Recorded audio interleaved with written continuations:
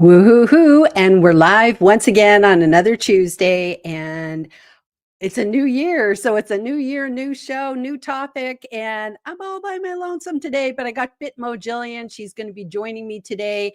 And we're going to be talking about, I'm going to go ahead and pull up my graphic. To be or not to be in bookstores? That is the question. And for anybody who doesn't know me, I am a book nut, which means that I absolutely love and adore bookstores. So ever since I was a kid, I've been reading books all my whole life. And whenever I go somewhere, I go to a bookstore. As a matter of fact, this weekend we went to New Orleans and we were in the Garden District and we were doing a walking tour. And on the walking tour, we got to stop off at a bookstore. And it was like a fabulous independent bookstore. It had Anne Rice books because she lived in the Garden District. It had New Orleans books, local books. So I love independent bookstores. So you would just naturally think that once I made that jump to becoming an author, the first thing that I'd want to do is get my books in a bookstore.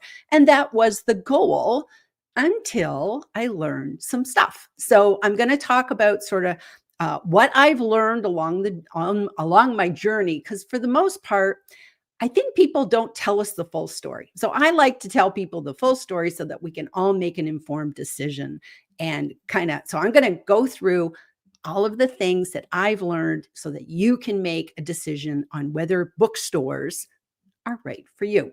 So I'm just going to get stuck right in. Okay. So the first thing is, if you're like me, you probably started, or maybe you're just starting, or you haven't even started yet, but most of us start with Amazon. So we get our book up to Amazon, and that's sort of the first step. It's like, okay, you've written the book. Now you got to have the book all typeset and layouts nice and this and that. And then we start with Amazon because, hey, Amazon's like, I think it's like 80 to 90% of the market of books is through Amazon now. So love Amazon or hate Amazon. That's the reality. So if you want, it's an easy peasy way to get started with books. So I highly recommend getting on Amazon. It's a no-brainer. It's easy. It doesn't cost you anything. And it's just a very, very sweet and reliable setup. So there's just so many good things I can say about Amazon. So I love Amazon.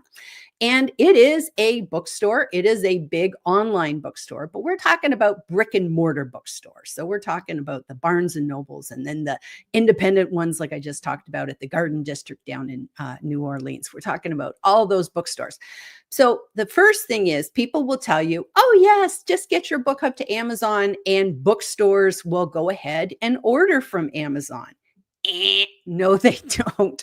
And the reason they don't is they don't want to pay the shopping cart fees. Like, you think about it, when you price your book on Amazon, you're going for the retail price, and other bookstores, first of all, they want deep discounts before they'll carry your book. And also too, Amazon is their competitor. So most bookstores don't want anything to do with Amazon. So you need to think outside the box if you want to get into the bookstore. So just getting your book straight up on Amazon, retail book, your paperback, your hardback, whatever, even your Kindle book, having all those Amazon does not get you into a bookstore. So then the question is, okay, what else? Well, Amazon has this thing called expanded distribution. And this is something that I looked into because it said, oh, allows you to get your books out to bookstores and libraries. And I thought, oh, okay, well, that kind of makes sense. And that was the first sort of avenue I looked into and did some research.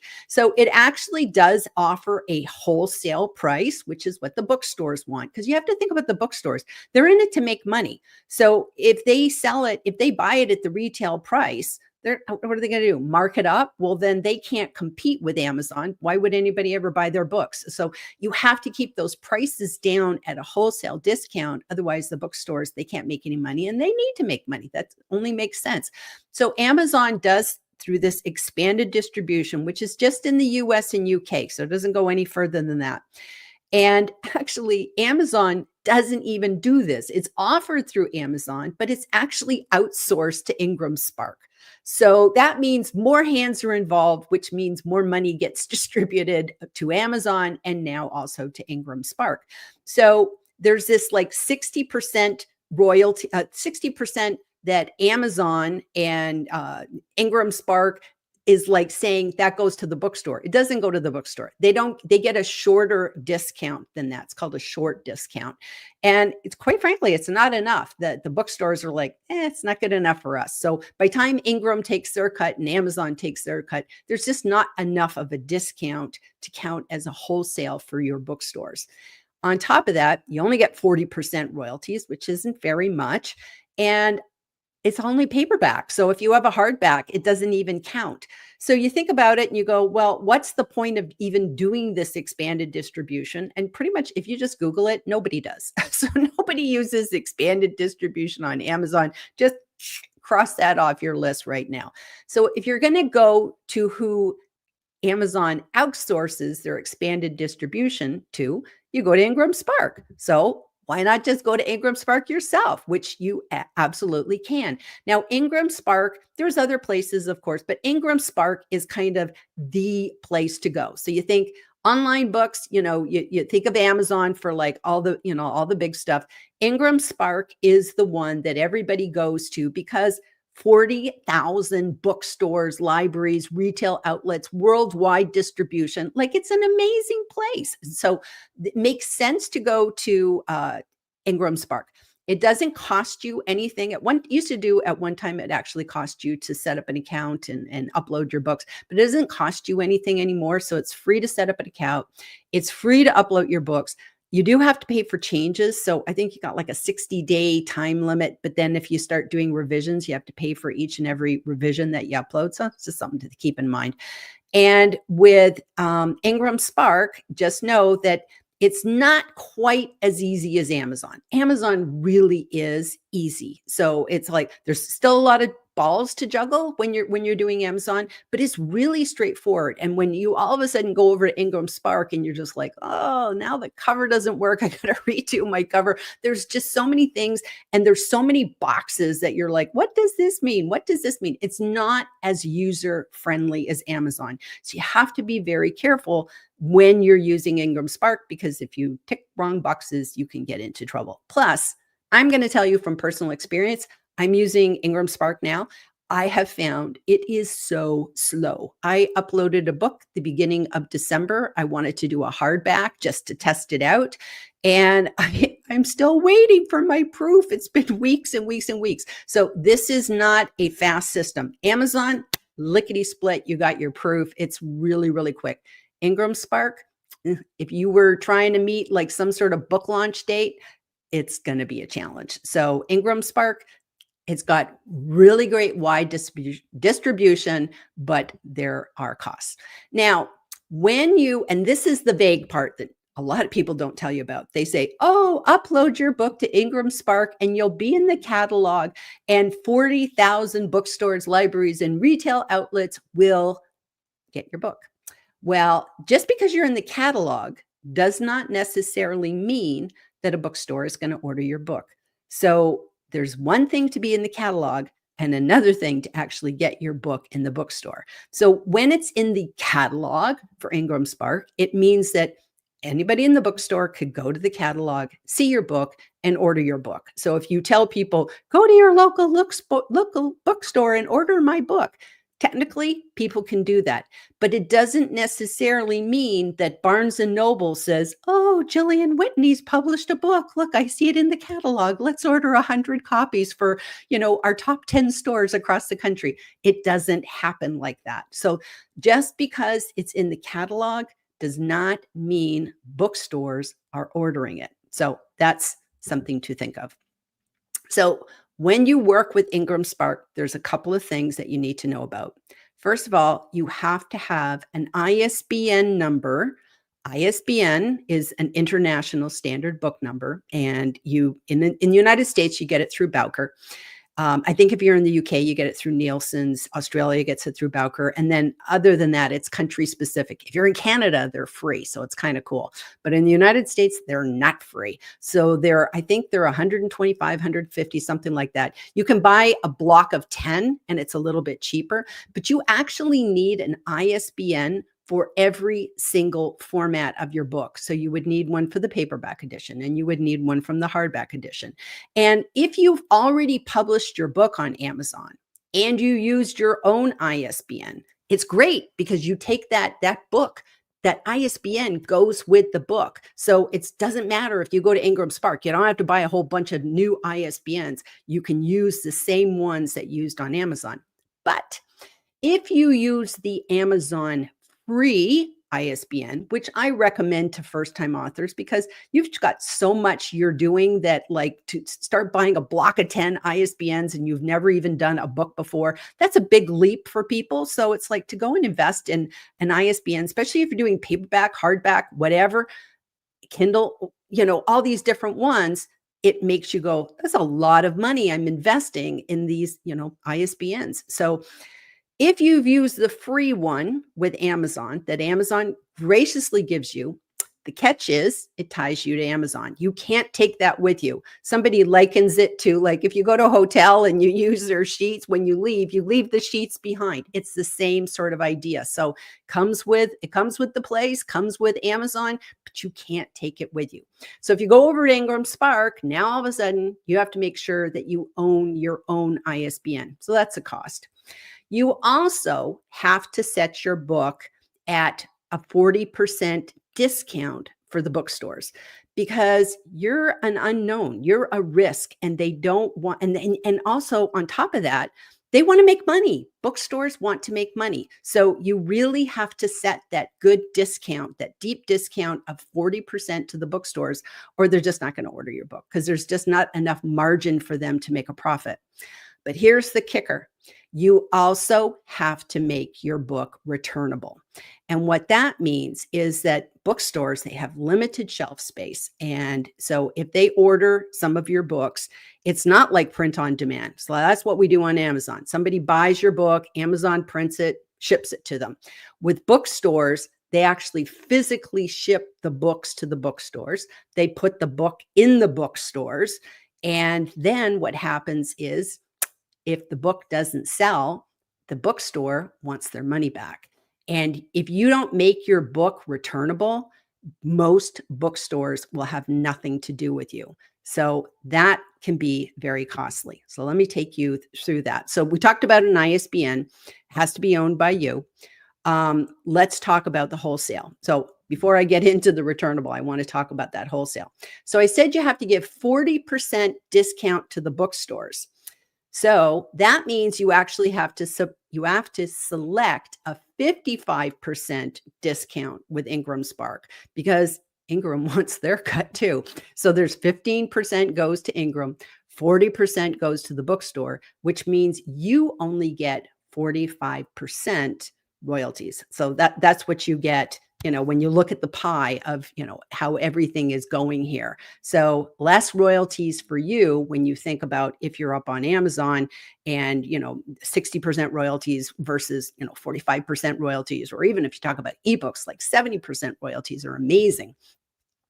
So then we have to talk about returnable.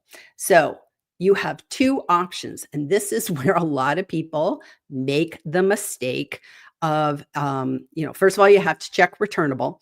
And then when you get to returnable, you have to say, returnable, deliver back to me. I want the books. If they get returned, I want them delivered back to me, or destroy the books. And you might be thinking, oh my gosh, why on earth would we ever destroy the books? I'm going to tell you why. Okay, so if you say, I want this book to be returnable, but deliver back to me, here's what you have to do is you have to give them back the wholesale price of the book. So remember, the cost of the book is now minus 55%. That's the wholesale price of the book. And then you have to pay a shipping fee back to them.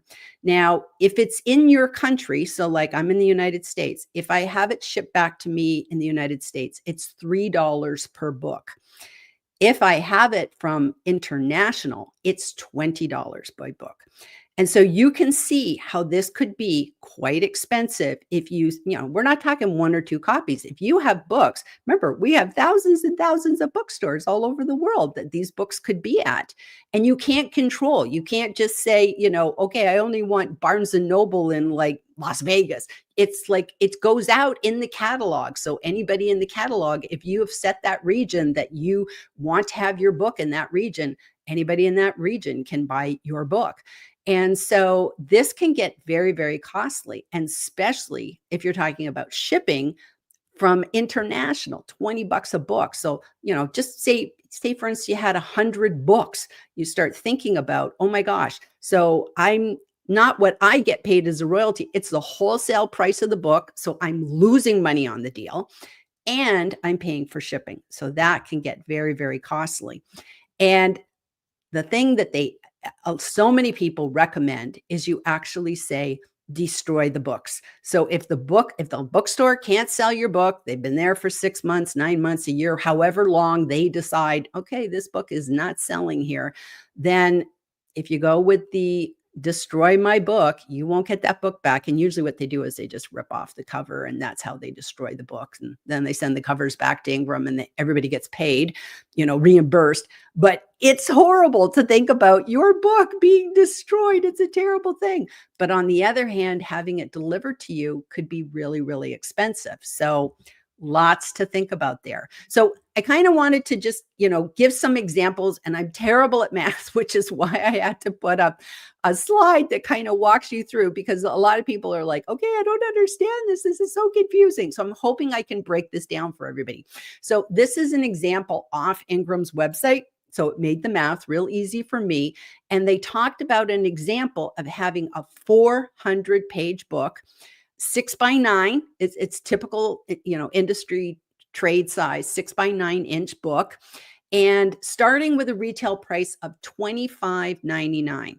So by time you do the discount of 55%, now the wholesale price, this is the price that the bookstore is going to pay for it, is $11.70. Now, you also have to factor in, what does it cost to print this book? So this book costs $7.14 to print, a 400-page black and white book, just a paperback, not a hardback, nothing special, not in color, just black and white. So when you do all the math, the compensation to you as the publisher, as the author, is $4.56. So customers paying $25.99. The bookstore is paying $11.70. So they're marking it up, and that's their profit margin. And now your compensation for this $25.99 book is $4.56, which is like not a lot. It's not a lot of compensation. But if your heart's into a bookstore, that's probably a reality. Now, I wanted to just show you the cost of the returns. If the bookstore says, I don't want this book anymore, and they ship them all back.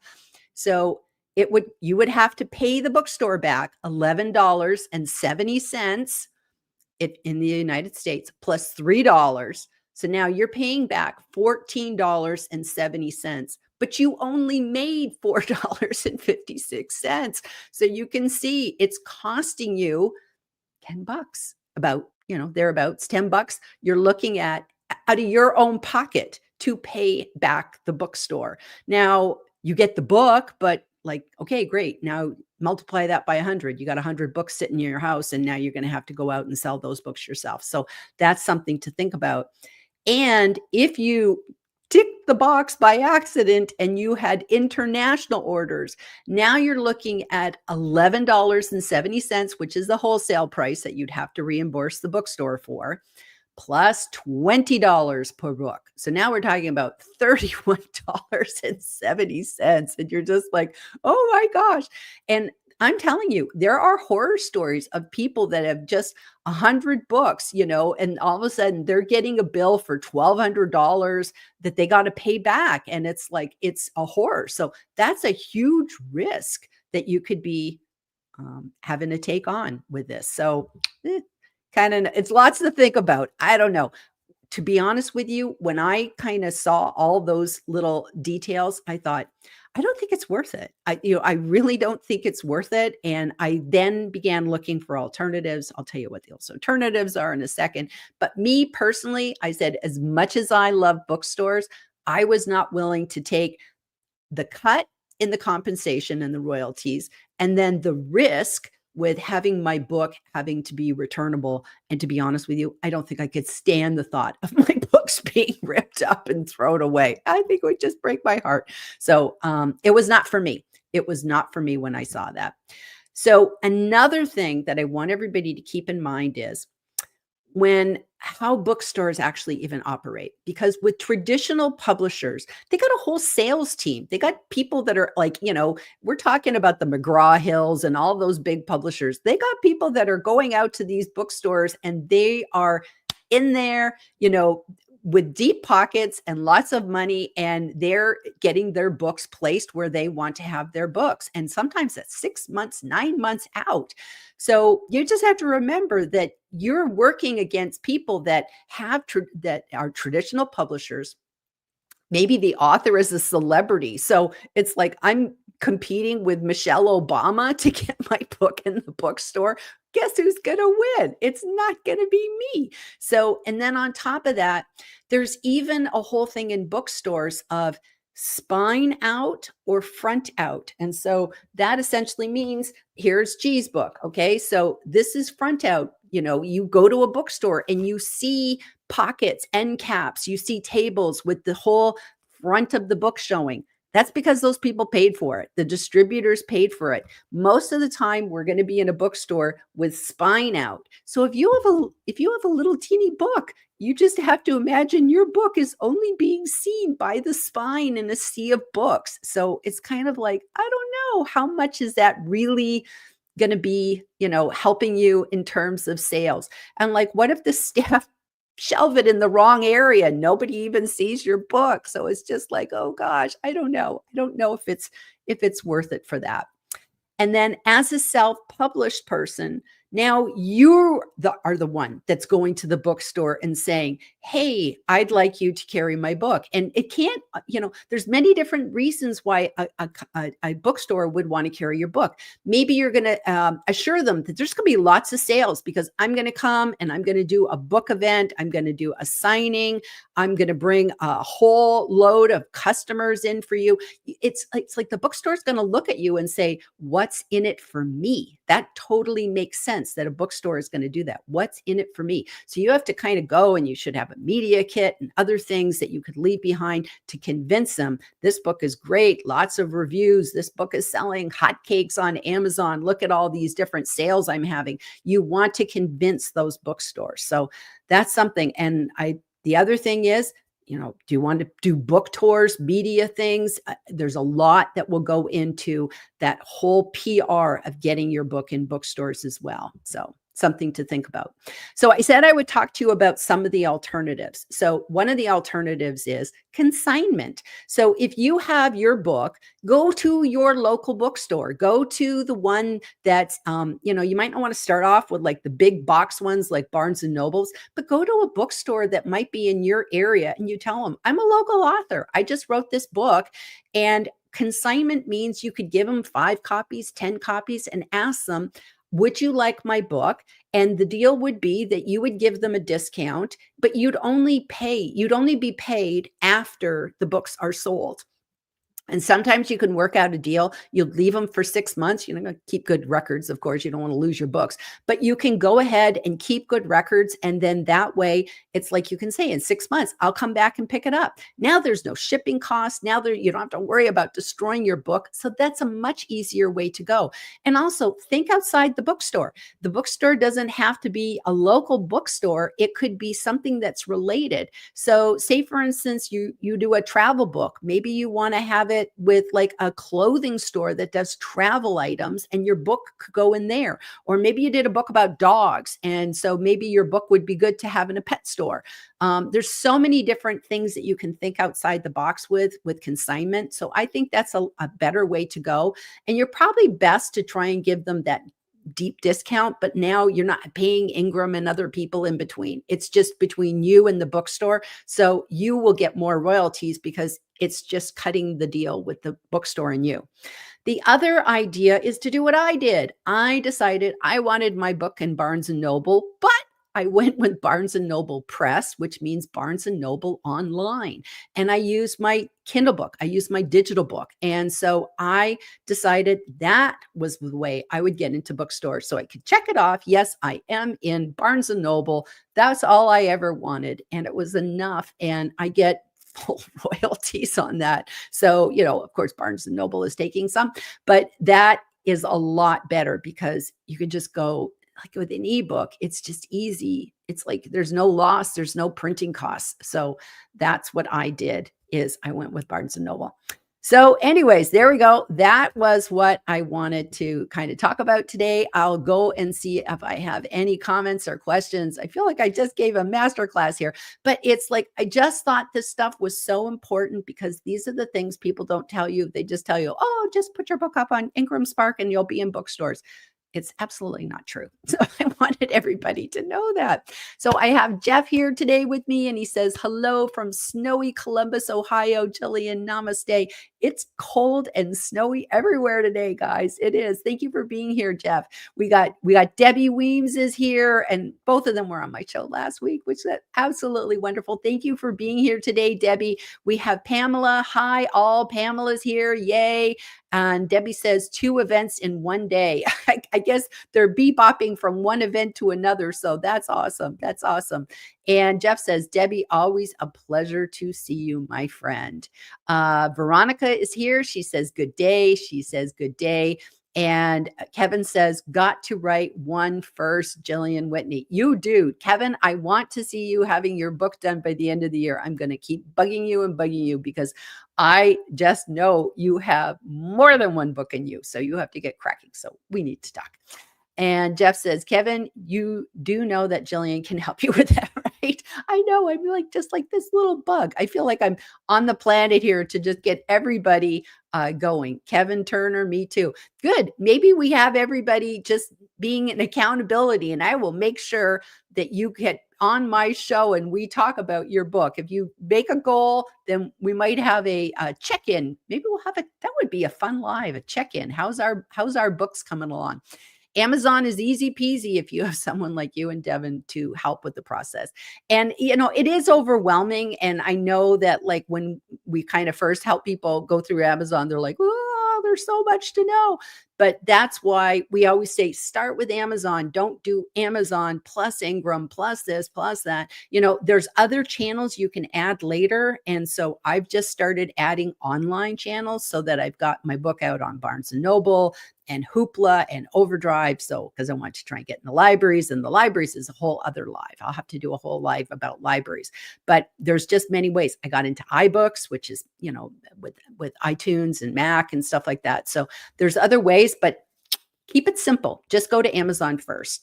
Marcia says, nothing is free in the US. Well, it's to be honest with you, I have to say, Amazon, if you said all I wanted to do was a Kindle book and I don't even want to do a paperback, it would not cost you a penny. You would never be out any money. So I think that's what's really cool about Amazon.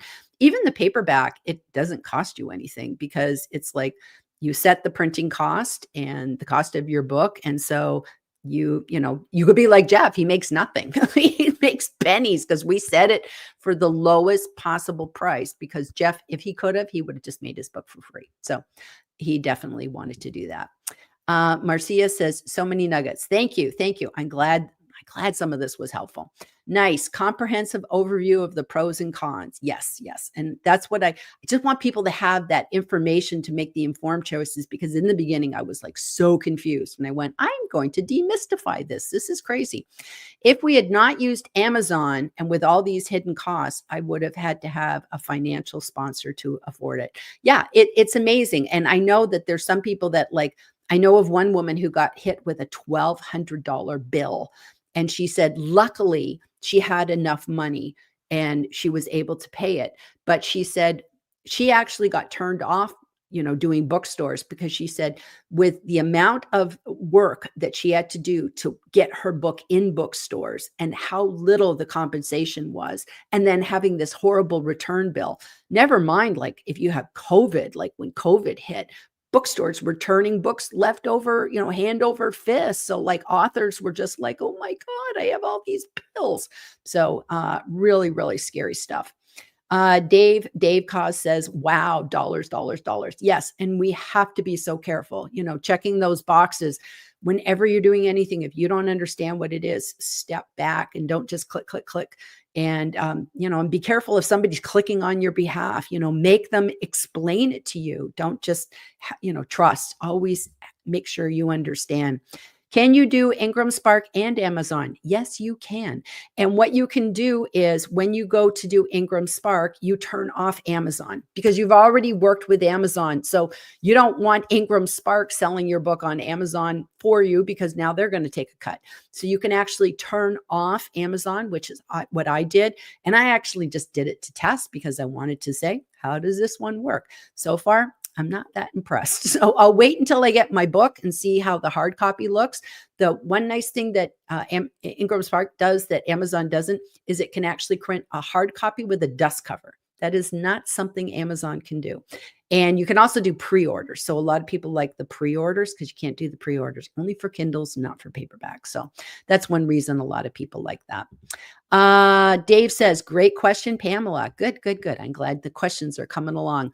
Placement similar to Walmart, end caps. Yeah, it's like even as an independent author, if you work with a independent bookstore, sometimes you just tell them, what do I have to pay to get full face out? And they'll tell you, $25 a month, and we put you on the local author table, so there's different things. So, sometimes you have to pay to play and sometimes it's just worth it, because in the end, people go to bookstores. Why do they like bookstores? Because you can browse, you can look around. It's like, oh, what's this interesting little book? And you pick it up and you look at it and you only see it if it's full face out. If it's a spine, you probably don't even notice it. So interesting. Love the consignment alternative. Yes, absolutely. And the nice thing is with consignment, I helped an author once and we got all his book in different bookstores across the country, but he wanted to go with independents. And then we put all of the independent bookstores on his website. And then people who like independent bookstores, they felt really good because then they could order it. They could actually order it online through the independent bookstore as well. So just really nice to know that. Love all the alternatives, says Marcia. Another episode of Gillian, 400, 500 level. Where on Barnes and Noble do we submit a book? My book is done. You go to Barnes. And so if you're talking about the Kindle book, if you're talking about the digital version, you would go to Barnes and Noble Press, and that's how you set up an account and that's how you do it. Or you can go through a company called Draft to Digital. And then that way you can kind of go multiple. So it's like an Ingram Spark, but it's of the ebook version. And so that's actually what I did. I used Draft to Digital, which pushed out to Barnes & Noble, Overdrive, Hoopla, Nook, and some Canadian ones and Books A Million and all these other places. It just went boom, boom, boom everywhere because I thought I don't want to maintain all these accounts. Plus, it also went to iBooks, and I wanted to be in iBooks, and I just didn't want all the accounts, so I just went with Draft to Digital. So two things: Draft to Digital or Barnes and Noble Press. Okay, so I think that's the end. No hardcover. So yeah, you can do a hardcover on Amazon. You can do a hardcover on Ingram Spark as well. So just know you can do hardcovers now on Amazon. You just can't do that dust jacket, that paper and that's kind of really good for fiction books. Like if you have like a big, I don't know, a fantasy novel, Game of Thrones kind of thing, you like those sort of dust jackets. But for the most part, I think most of us would just rather have the book printed and just be hardcover. This is not a hardcover book, so I have no idea why I'm holding it up, but that's what I do. Okay, so I think this is pretty much the end of the road for me, and I'm just going to go ahead and say goodbye to everybody today. And I thank you very much for being here. I hope this was valuable and at least gives you some idea about the bookstores. And I'm never going to tell anybody what to do, but just sort of look before you leap. And my true advice is, really think it through and make sure, especially if we're talking about a business book, your book is probably not for the general public. And that's why writing your book is always coming down to, why are you writing this book for the first place? And if we're talking about a business book, for the most part, we're writing books to either help people, right? Like your Jeff Youngs, you just want to help people. So you wrote your book to just get it out there and help people in the universe, make a difference. And others of us who write a book because we want to either have it as a memoir, as a legacy book, but also to get clients. And so our audience is smaller and it's not the big general population. So Game of Thrones, everybody was reading those kind of books. That's a big, big fantasy novel. The Stephen Kings, they want to go in bookstores. But if you're just a business owner, maybe it's just not appropriate for you because you don't want to work with everybody. So I say for business people, just stick with Amazon first. You can look into other ones later, go wide later. I love Draft to Digital. I thought that was cool. Ingram Spark is a really nice backup in case anything ever happens with your Amazon account. So it doesn't hurt to have multiple irons in the fire, but really think long and hard before you get into that, and don't click boxes that could end up with a $1,200 bill one day. And you're just like, oops, I should have listened to Gillian. So there we go. Okay. So I'm going to say goodbye to everybody and we'll see you next week. Okay. Bye-bye.